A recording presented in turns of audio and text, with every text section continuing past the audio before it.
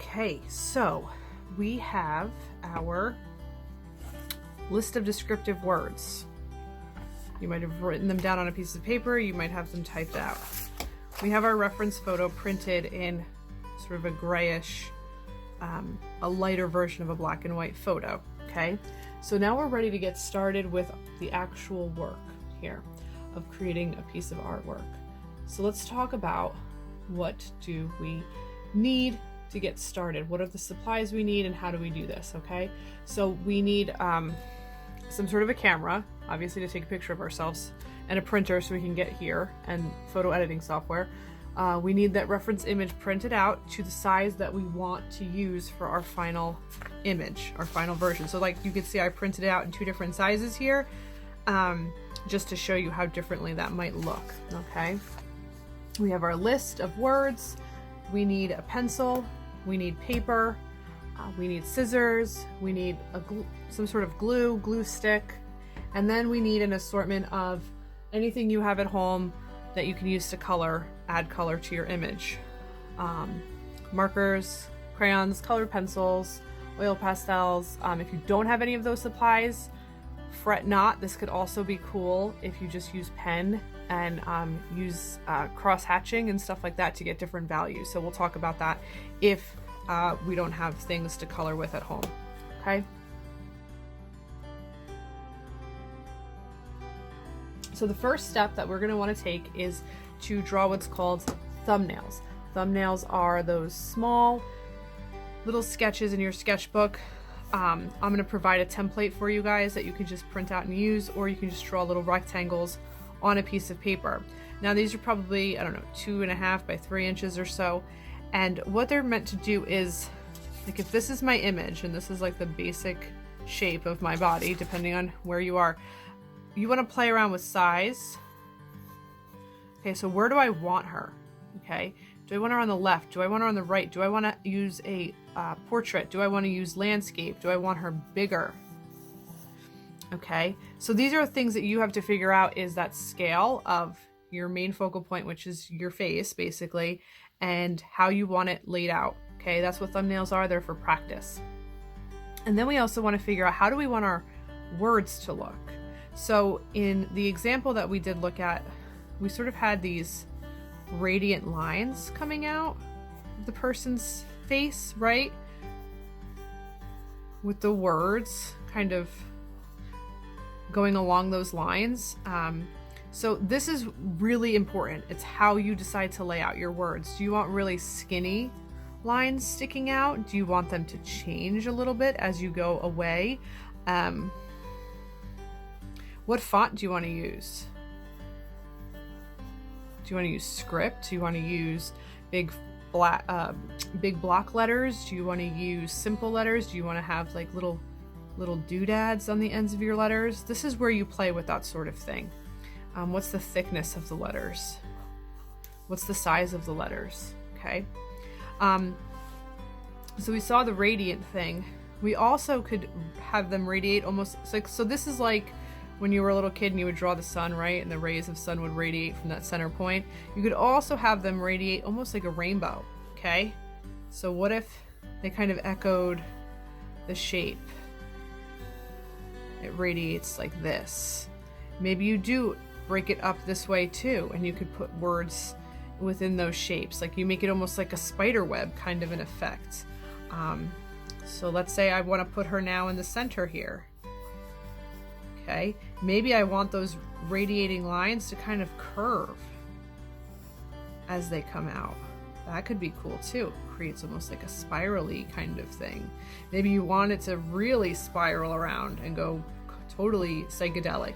Totally up to you. But this is where your creative thinking has to have room to play and explore, okay? You have your list of words. We're not worried about those yet. We'll make them fit. What do you think is gonna look the coolest with your image, okay?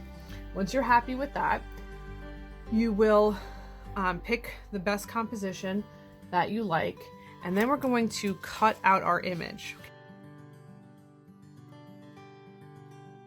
Okay, so you want to do this carefully. If you've used an X-Acto knife before and you have one at home, you can use that. although I probably wouldn't recommend it. So I'm just going to carefully cut out, and you want to make sure you're cutting out, like, see how this is kind of grayish? If push comes to shove and you don't have a glue stick and you don't have scissors, you could use this. This would be fine. But if you have anything in your background and it's a different color, you might not want that to show through. So I'm going to cut this out. Okay, so now we have our image cut out and we are ready to start laying out our final composition. So you had your thumbnails, you're going to pick out the best composition that you think works the best, and I'm just going to flip to another page in my sketchbook to show you guys.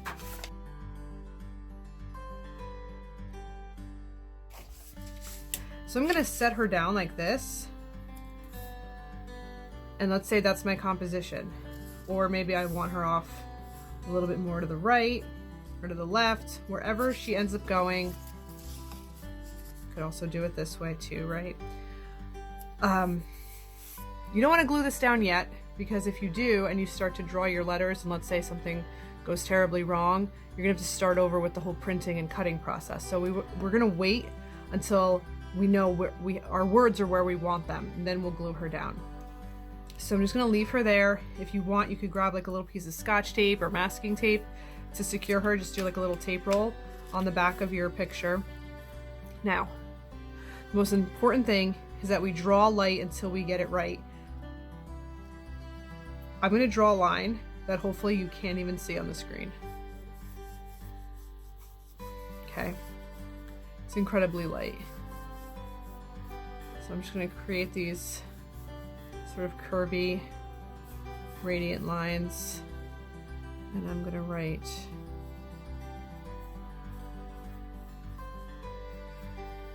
block in those letters.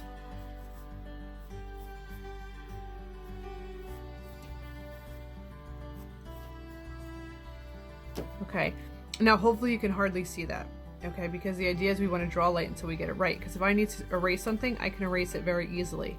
At this point also, you want to start to maybe make your letters stand out by making them block letters, okay?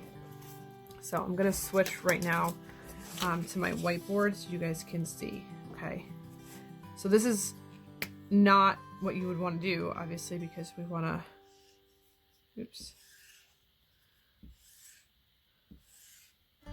So you're going to have your guidelines coming out, and these lines might not be visible in the final composition, so it's up to you. And you know, maybe you want to sort of, like, she's got that curvy little collar thing. Maybe we create some different sections like this. Okay. And then we're going to start to fill this in with our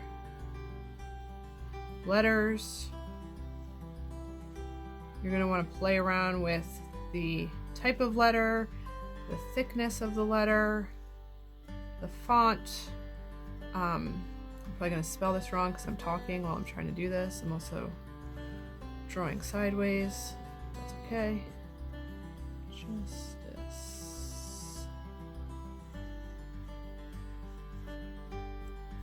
And so because I'm following this, the line of this radiant shape here, those letters are getting really big, okay? One of my tricks is this website, defont.com, gives you some really great inspiration for how to draw letters, okay? So definitely check that out if you're kind of feeling like you're not sure how to draw these letters, okay?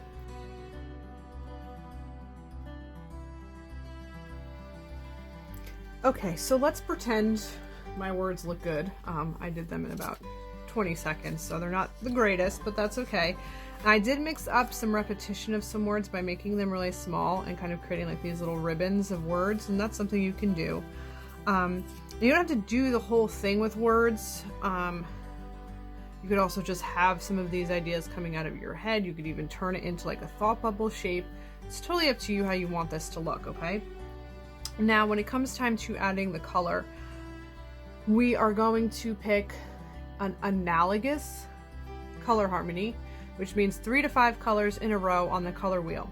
So if we look at our color wheel, grab it. This is our color wheel, okay? So 3 to 5 colors would be 1, 2, 3, or 1, 2, 3, 4, or 1, 2, 3, 4, 5. It's any 3 to 5 colors that are related directly next to each other on the color wheel. Those colors just look really good together, okay? So what I would say is, since it's a self-portrait, pick your favorite color. Let's say it's orange, and then go from there. Do you want to go more toward the yellow-green side, or do you want to go towards the red-purple side? It's up to you. So if you start with orange, you could go here, or you could go here, or you could go this way, up to you, okay? So I'm gonna probably go with these sorts of colors just because I tend to always pick those colors. So once you're happy, you can wait to glue. So you could start to add the color and make sure you're happy with where it's going. So I have some markers here. I also have some colored pencils. Whatever you guys have at home is totally fine. So I might start with colored pencils and start to like draw in some of the letters and add some thickness to them. And hopefully you guys took a little bit more time with your letters and made them cuter than mine. So maybe I want to outline it or create like a shadow with a different color. And add stuff like that. Maybe you want to pick like a really light color and color in around the letters. Okay, so now when you're doing colored pencil, the best thing is to color lightly and build up layers, because you don't want to see like that scribble scrabble stuff sometimes that we see. So we don't want to really leave too many areas white. We can, but sometimes that looks unfinished. So I'm going to just carefully color in between the letters, and you could do the whole thing one color, you could do stripes different colors, totally up to you how you do that. You could, once you start to add in some of those colored pencils, is start to use a marker and go in and maybe make some of those outlines really obvious. Maybe you hate how that looks and you want to just stick to colored pencils. You can use a combination of colored pencils and crayons. Crayons will also work really nicely if you color slowly with them to fill in your background. And I always like to start lighter and slowly build up my color and my values. Let's get a different color going on here.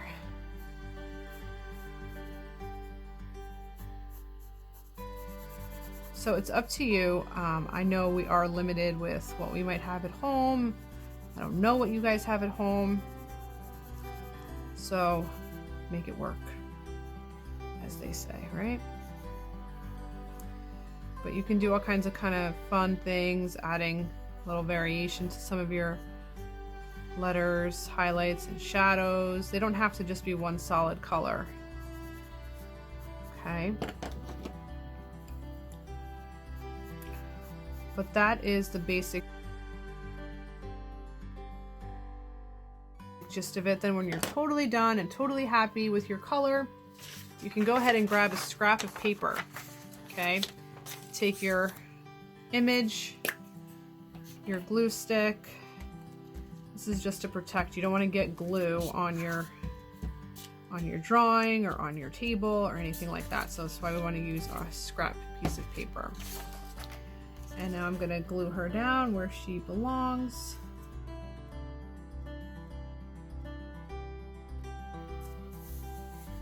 Okay, now she might kind of stick out like a sore thumb because she's just gray and everything else is colored.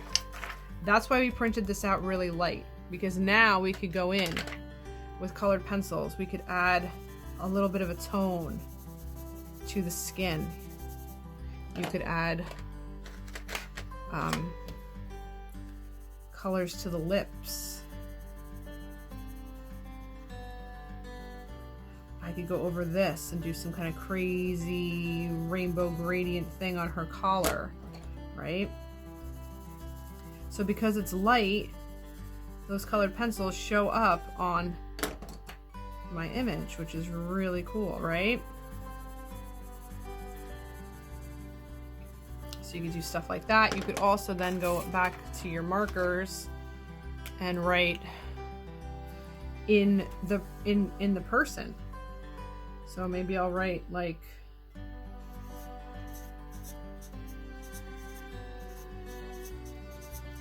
you know, let's see if I start with T over here so it's overlapping. Try to create like a weird little pattern, I don't know. Okay, stuff like that you could write into your image, even color over parts to change the colors. This ends up being subtle because obviously it's a colored pencil over a printout, but it adds that little pop of color. And I mean, in the image we looked at for inspiration, there were words across the person's face. So maybe you do want to do some words in the hair. Maybe I'll do something. Maybe actually I'll do it in here. I'll do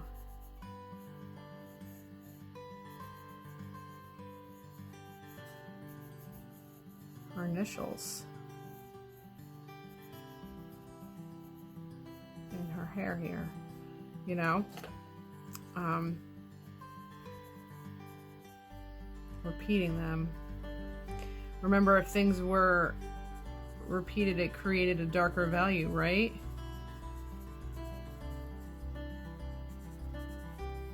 So I'm creating this sort of pattern down here. Okay? And that's kind of what we want to do.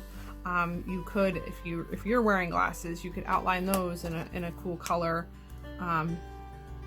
Use a marker, a highlighter, colored pens, whatever you have available to you. Let's see. Do something crazy in these eyes, make them blue or something. Yeah, okay.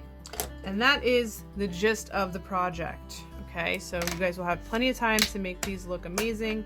I did this in about 4 minutes, so it's definitely not my best work, but I will continue to doodle on it and hopefully be able to show you a more finished product in the coming days. So again, thanks so much for watching, and I really hope you enjoy this project. Thanks, guys.